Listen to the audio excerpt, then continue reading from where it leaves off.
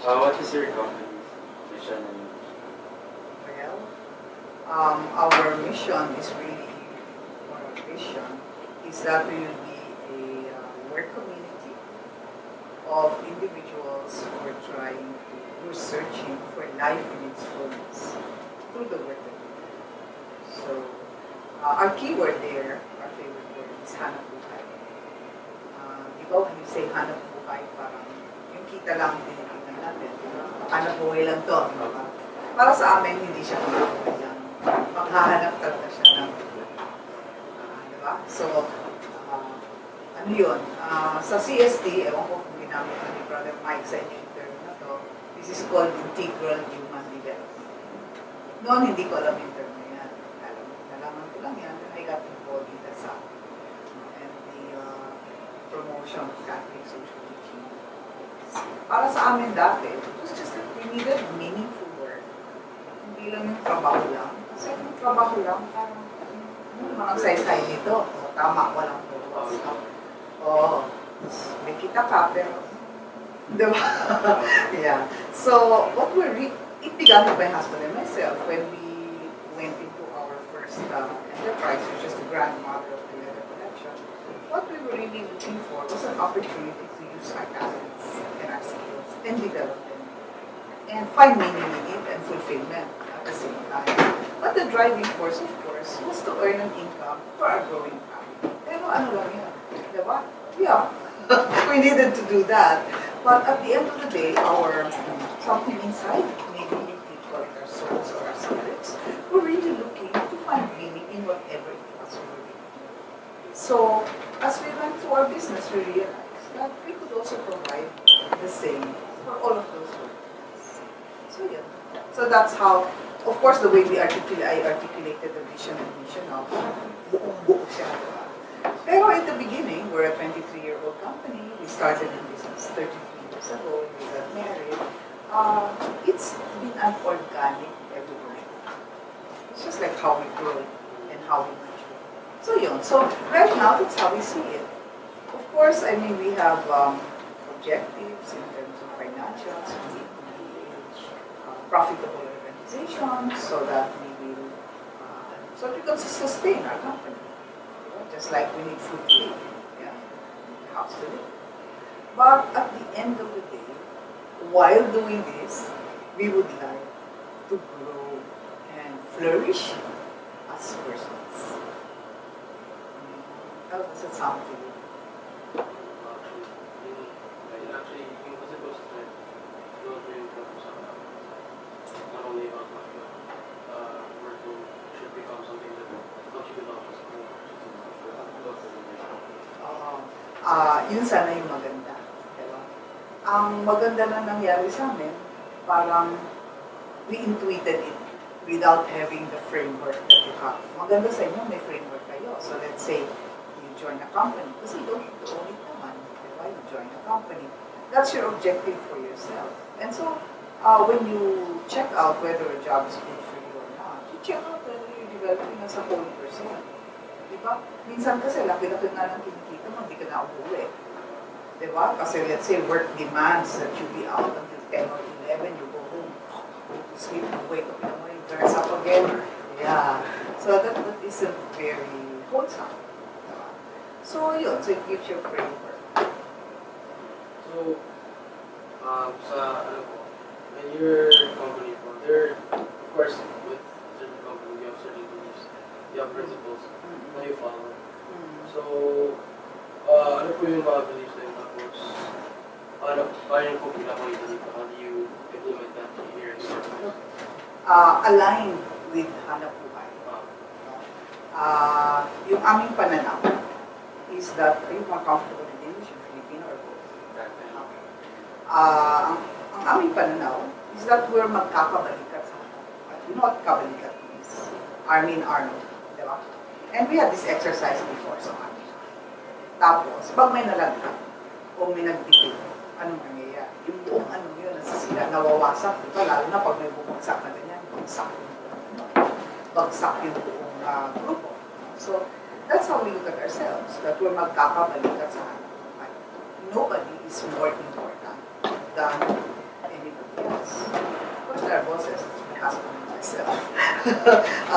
We're the leaders. That's how we look at ourselves. No? We're also the how shall we put it? On paper, we're the owners.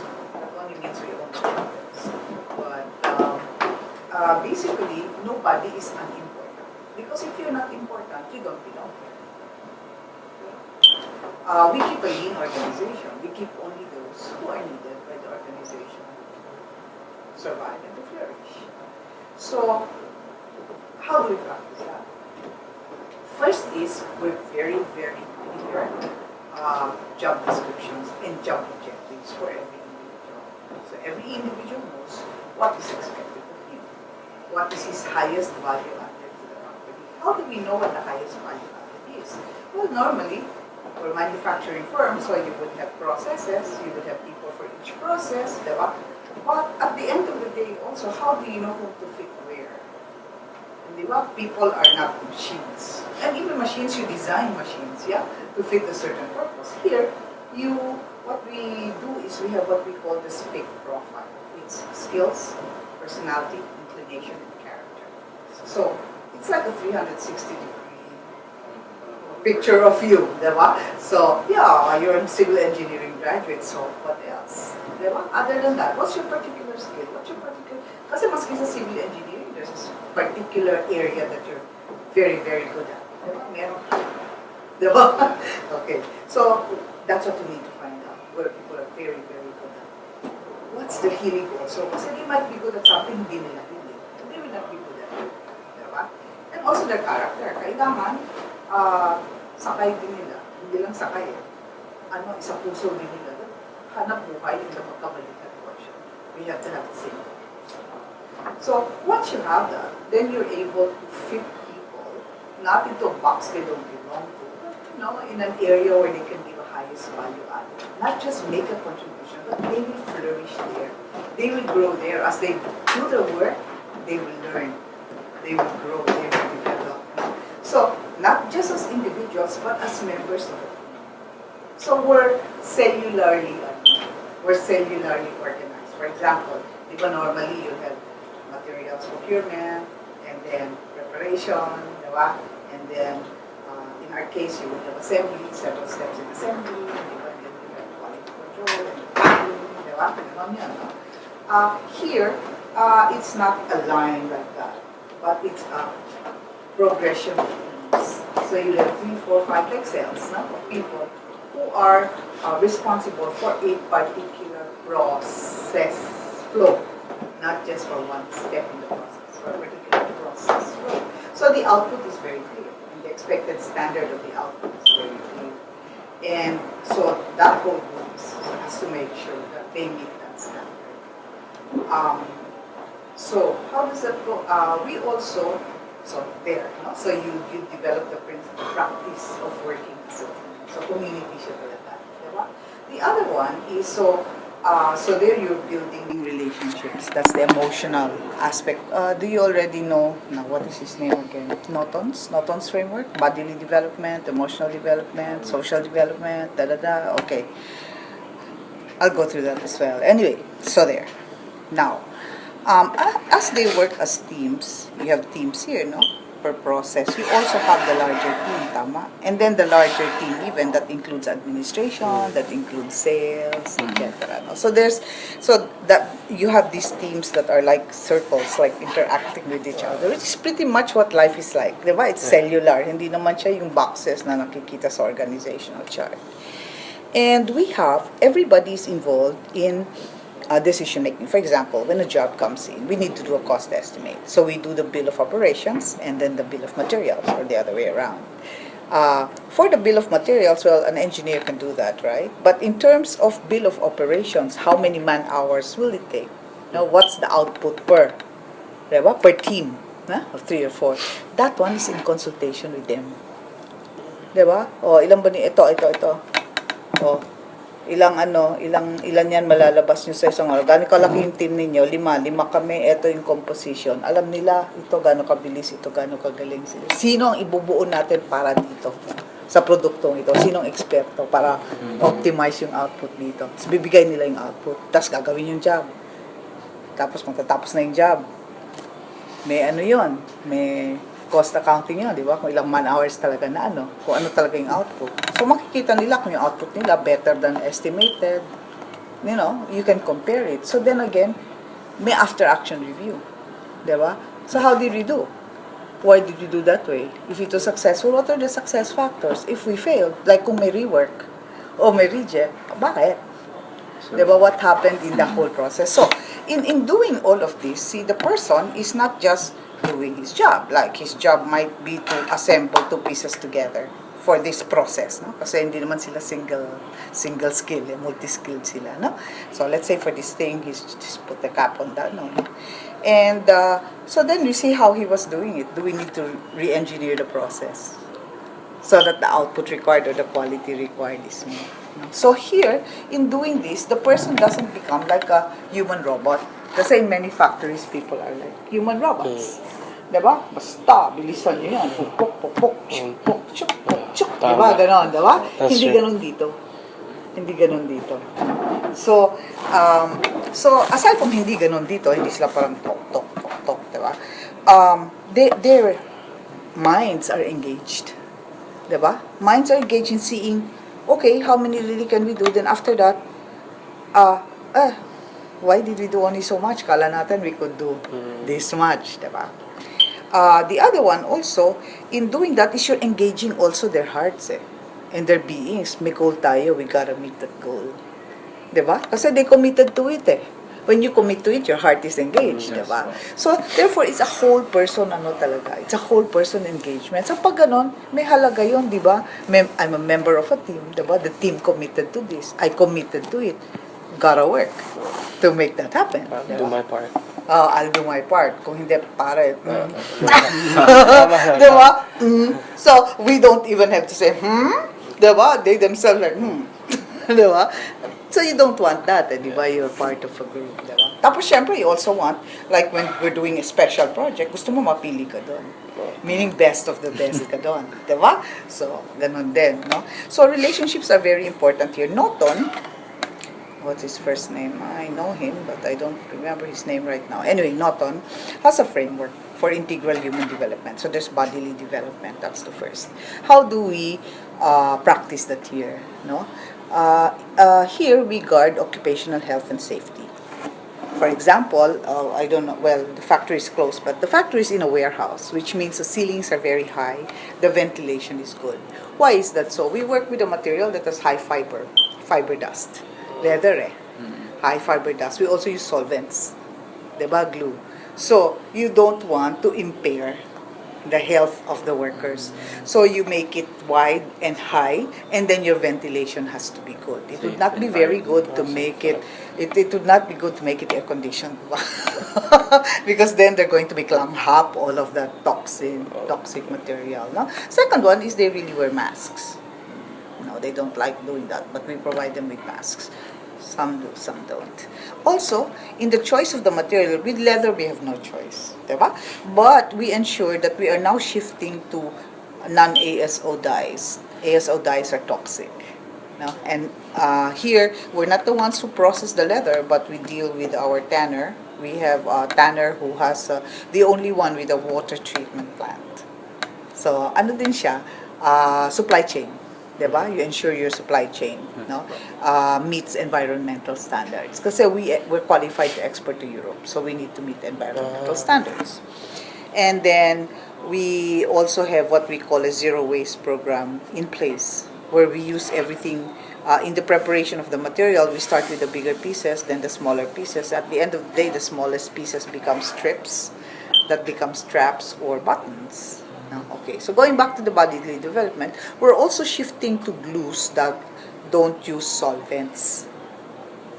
Diba? Kasi diba yung diba those kids with the plastic? Yeah. So there are glues like that. They're more expensive, and you can use them for certain combination of materials. But, Kemeng, you can't just use any glue. You gotta match it to the materials, diba? So that they will adhere. Otherwise, diba? So there. The other one is, customers are unforgiving. They will be late in their decision making. Their program is tomorrow. They'll remember today they forgot to get giveaways, diba? Like that. And it's your problem. that they will have it by tomorrow. So during peak seasons, which is in December, because we service the corporate gifts market. No? So you can imagine October, November, December, it's very peak, no? Because people order at the last minute. So the demand is really to finish, diba? Kahapon lamang. But you also have, we look at the capacity of the people also. To what extent can they work late? To what extent can they extend the hours? Diba? We balance efficiency and effectivity with health and comfort. Also in facilities design, still in facilities design, again for bodily, our lights are such that we're using the latest technology so that it doesn't strain their eyes, because a lot of it is handwork, because leather is natural material, so you have to be able, like when you're matching the pockets, di ba, when you tan, when you tan, you don't tan evenly. It's the same thing with leather. But then when you buy a wallet, you want it pantay ang kulay, di ba? So, so people have to match the pockets, di ba? And things like that. And so there. The other one is we downsized to a smaller factory with a much larger factory before, more than double the size, kasi ang layo ng nilalakad ng mga tao to transfer from one process to the other. Para sila mamasyal. Aside from the fact that that's not very efficient, it's also straining on the health, diba? Yung energy ng mga tao. So they're quite happy, especially we're all getting older, no? They're quite happy that they, at the same time, may optimum space per individual. Hindi sila siksik. Nakakaganyan-ganyan pa nga sila. I mean, and then while they normally stand when they work, because that's optimum for working, they have stools para they can lean on the stool, whatever. So, a lot of these little things, no, that you don't really think about, you think ganyan talaga, but actually, it's looking at the bodily development of the person. So, you're looking at their comfort and health also. And then the emotional development I've talked about, that a lot, because we work in teams, you have to have good relations. Kung hindi, chuchukihin ka talaga. No, really. You just find yourself out. I mean, you don't belong. Diba? One of these things don't belong. And then you have the spiritual development, which is your active engagement in the work that you're doing. And then the mental and cognitive development also. So, and then also the care for the environment. I already talked about water treatment plants. I've also talked. So there. So these are the practices that we have that we didn't draw this and say this is what we practice, but this has evolved through the years. As we sought to not follow Catholic social teaching, I didn't know the term, it was really just wanted to do the right thing. Yes. Parang tama na ganito, di ba? So, a lot of the time when we're making a decision, let's say, you have rules, di ba? Attendance, ganito, ganyan. All businesses have that, di ba? And then you have these rule breakers, di ba? Based on the law, based on the rules, on regulations, dapat chubi na siya, di ba? But what we normally do is we look at it on a case-to-case basis. Bakit ganun? Bakit ganun yung naging niya? And then we actually consult also. 360, we consult the kabalikat, the ones who work with them on the team, we talk to them, we talk to the supervisor, what was the attitude. At the end of the day, we actually reverse certain decisions. We do not actually give the sanction. But we give something that is appropriate for that. They're still accountable for their behavior and for their action. But at the end of the day, it is all, what we try to practice is justice with mercy. Hindi pwede namang unjust sa iba. Diba? Yung hayaan mo lang siya. Kasi takot ka sa kanya, o gwapo siya, gusto mo siya, diba? But, at the same time, it's tempered all the time with mercy. Realizing na tao tayo. Diba? Sometimes all we need is a second chance. But sometimes you also see na, kahit ilang chance bigay ko dito, wala. Kasi wala siyang remorse, let's say, o mayabang pa siya, di ba? Parang kayo naman ang mali. Di ba? That's not good for them. So, yun. So, simple lang. Case to case. So na po yun with the SPIC, di ba po? Sabihin natin po ako, nag-apply po for a job here. Do I apply for a certain yeah, like you're an engineer, di ba? You're civil, wala mas civil dito. Bawa, IE ka, di ba? IE ka. And then, so you'll apply as an IE. Then you'll tell you, well, these are the positions open for IE. Pwede kang sa operations manager, di ba? Pwede kang sa cost estimating. Kasi doon, di ba, inaano mo yung output per team, di ba? O, pwede ka dito, pwede ka doon. Tapos kakausapin ka, ano ba? Nagtapos ka sa Lasal. Pati yung grades na. Magaling ka sa analysis. Ganon, di ba? Mahina ka sa, okay. Di ba, ganon. Tapos, titingnan kita, yung personality mo. As you know, as I'm talking to you, I'm actually already forming an opinion of whether you will fit into the team, if your personality will fit into the team, di ba? Kasi, may certain personality type na bagay for certain jobs, di ba? Halimbawa, engineer, kapag sobra kang malaro, teka lang, baka hindi mo mabilang yung nangyayari, baka hindi mo madisiplina yung mga tao, di ba? Pero hindi ka din pwede masungit. Maraming klaseng tao kausap mo eh. Diba? So you have to be pleasant. You have to be ganyan, diba? Tapos yung inclination mo to ask you, what do you do in your free time? You're part of a band. What do you do in the band? You sing at night. Okay.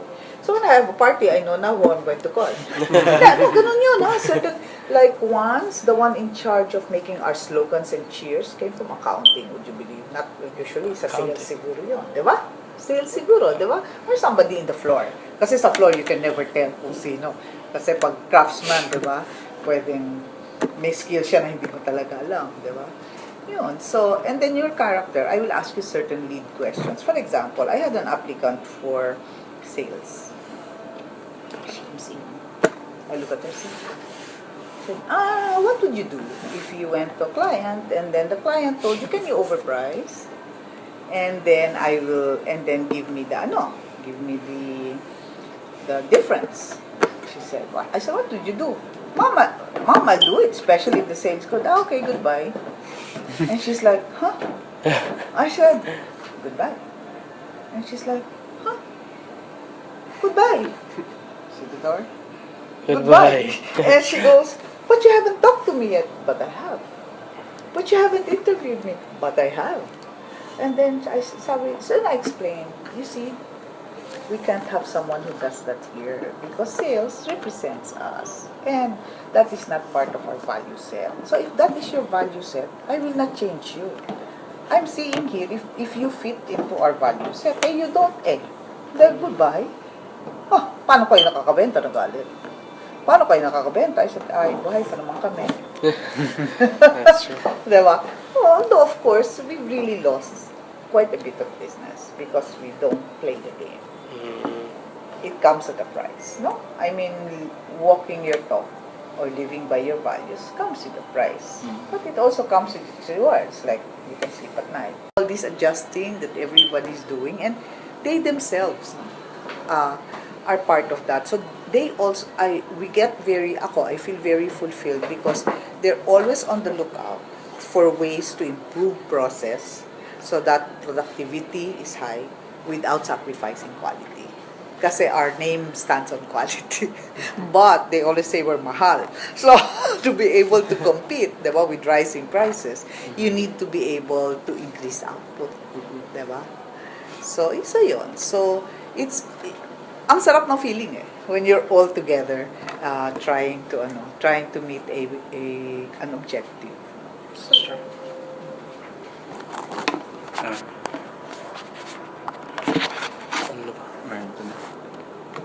Ano ba? Last question na. Last question na ba tayo?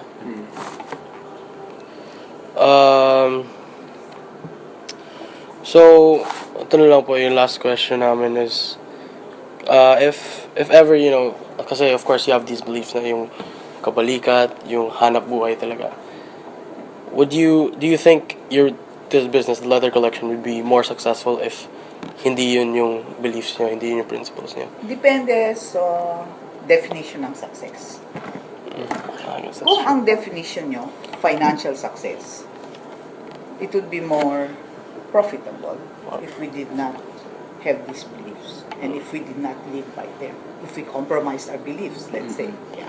Yeah. For example, if we agree to give a certain percentage to certain people in the company, our sales would be more than double. Yeah. Our crisis actually began because we allowed ourselves to be blacklisted, to be blackballed by a company from whom we were generating 50% of our revenue. Yeah. This was double-digit millions. And, I didn't want to play the game. Mhm. And so the company got tamaan. Also, our account officer got tamaan because she earns commissions. Commission-based siya. We haven't quite, what they call this now, found another company that gives us the same revenue. But we've learned that maybe it's better to have many companies with smaller transaction values, where if you lose one, you don't go, Yeah. yeah. You major blow. Yeah, so yes, if the definition of success were financial success, we would be more successful if we did not have these values and if we did not practice it. But would we be happy? No. That's true. So depends, no? Depends on how you define success. Kasi many people think us stupid. When we did not when the Asian crisis hit, many companies downsized kagad. We still had retained earnings. You know retained earnings, right? What the company earns when you have a profit, you keep it as savings instead of distributing it to the owners or to the stakeholders as profit share, no, or dividends, no. So we've never drawn dividends. Okay? We've gotten 14th month pay when we have 14th month pay. Matagal nang hindi. But you know, what the people get, we get. No? So if we say, okay, everybody gets one more month, that includes us. Okay? So we don't get if they don't get. And so everything was there. Meron pang savings, meron pang retained earnings. Sabi ko, ay, ba't ako magtatanggal ng tao? Di ba kasama sila to generate the savings? Ang pananaw kasi nung iba, sa may-ari yun eh. Kami naman, kasama sila sa pag-save noon. Ba't ko sila alisin at ako mag-i-stay? But eventually, we also had to downsize. But this was only at the stage with much pain and discernment. This was only at that stage. Either that or the company would close. So what we did was, even if we could not afford it at the time, and we could have applied for, they call it something, basta, indole, we still gave them separation pay. All those who were left said, sige, kayanin natin. Pero ganito namin kinaya. Para pa din sila nagtatrabaho dito, 15-30 pa din yung pagbigay nung... Kasi we could not give lump sum eh. To begin with, we could not afford to give it talaga. But we said, we could not also in conscience afford not to give it. So, kinaya namin. So, para din sila nagsusweldo every 15-30 hanggang... And then also, when it's peak season, they become our first line of seasonal workers. So yun. So it's worked pretty well. I think we've made very good decisions. It's only in the financial area where we have, if you look at it from the financial perspective, we have made many foolish decisions. Thank you. Thank you po. You're welcome. We You're learned a lot, welcome. actually. Did you learn much? Opo. Yeah. Para kayong family sa company. Ha? Para kayong isang family. Yes.